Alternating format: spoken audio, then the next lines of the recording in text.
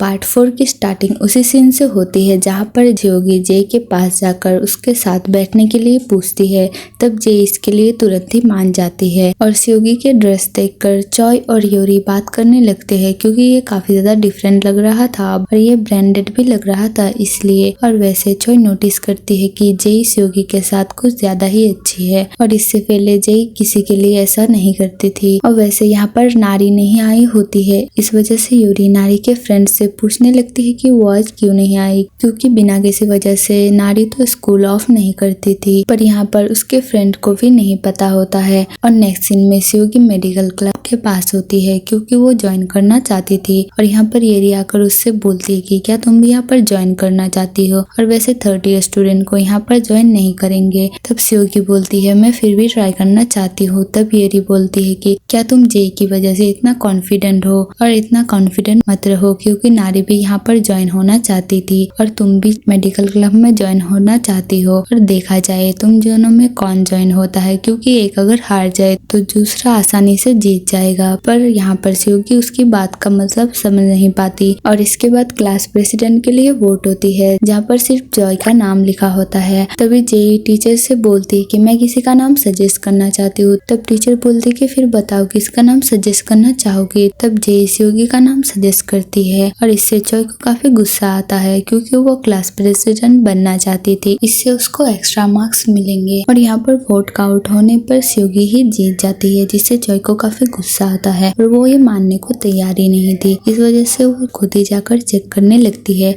और बोलती है कि इसमें चीटिंग हुई है क्योंकि एक ही पर्सन ने 2 बार नाम लिखे हुए थे। लेकिन जॉय के पास कोई भी प्रूफ ना होने की वजह से वो कुछ भी नहीं कर सकती थी और उसका पूरा शक जे के ऊपर ही जा रहा था। और तब टीचर भी स्योगी को ही क्लास प्रेसिडेंट अनाउंस कर देती है और जॉय को वाइस प्रेसिडेंट। इसके बाद जब स्योगी शाम को घर जाती है तब उसे वहाँ पर कुछ लेटर मिलते हैं जो लेकर वो घर जाती है, पर वहाँ पर वो देखती है कि किसी आदमी के जूते होते हैं। इस वजह से वो लेटर वहीं पर रखकर बाहर चली आती है और पार्क में अकेली बैठी रहती है। और जे इसको उसके पास आने के लिए बोलती है और बोलती है कि तुम्हारे क्लास प्रेसिडेंट होने पर सेलिब्रेशन करते हैं। और इस तरफ जॉय वो पेपर लेकर ही आई थी ये प्रूफ करने के लिए कि वो एक ही पर्सन ने लिखा है, पर उसको कोई भी सबूत नहीं मिलता। और यहाँ पर जॉय की मॉम एक लॉयर होती है और वो देखती है कि उसकी मॉम ने एक केस लिया होता है जिसमें कि जे के पापा इन्वॉल्व होते हैं। और इस तरफ हम जे के फादर को देखते हैं जो कि एक आदमी से बोल रहा था कि किसी एक पेशेंट के फैमिली को कंपनसेशन देने के लिए, और वो मैटर वहीं पर खत्म करने के लिए बोलते हैं। और इन लोगों की बातों से पता चलता है कि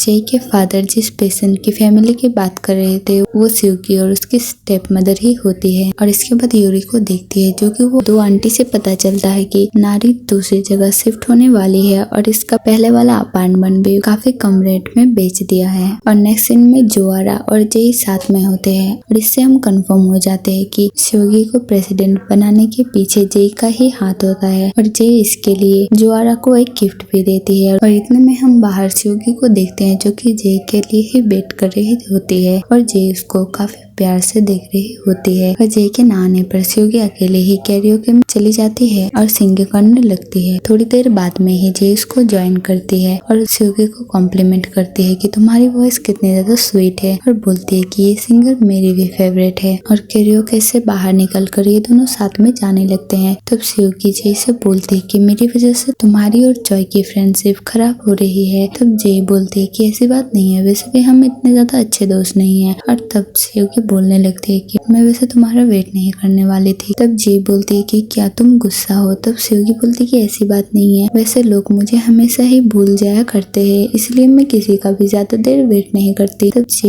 बोलती है कि मुझे लोगों का पता नहीं, पर मैं अपना प्रॉमिस हमेशा ही निभाती हूँ, तो मुझे थोड़ी देर हो सकती है पर मैं आऊंगी जरूर। और स्योगी को उसके साथ उसके घर जाने के लिए बोलती है। तब ये सुनकर स्योगी हैरान होती है। तब जे बोलती है कि क्या तुम्हारी मॉम नहीं मानेगी। तब स्योगी बोलती है कि ऐसी बात नहीं है। तब जे उसको अपने साथ अपने घर लेकर जाती है जहाँ पर एक पप्पी होता है। और यहाँ पर हमें पता चलता है कि जे की एक सिस्टर भी है। तब ये बात स्योगी को भी पता नहीं थी। तब जे स्योगी को अपना रूम दिखाने के लिए लेकर जाती है। तब स्योगी बोलती है कि तुम्हारा रूम तो एकदम डार्क ओशन की तरह है। और इतने में वो पप्पी एक प्रिंसेस ड्रेस लेकर आता है जो कि एकदम स्योगी के ड्रेस की तरह ही होता है। तब जे बोलती कि क्या तुम्हें ये पसंद है प्रिंसेस ड्रेस। तब स्योगी बोलती कि ऐसी बात नहीं है, मेरे पास भी ऐसा सेम था, पर ये मेरे फेवरेट नहीं है और उसे सब स्टोरी बताने लगती है कि कैसे उसके स्कूल वाले उसको भूल गए थे और वो ऑर्फनेज में पली बड़ी। तब ये सब बताने के लिए जेई उसको थैंक्स करती है और उसे कंफर्ट कर कर बोलती है कि ये सब तो उन टीचर के थे जो कि बच्चों को काउंट करना भूल गए, इसमें तुम्हारी कोई भी गलती नहीं है। और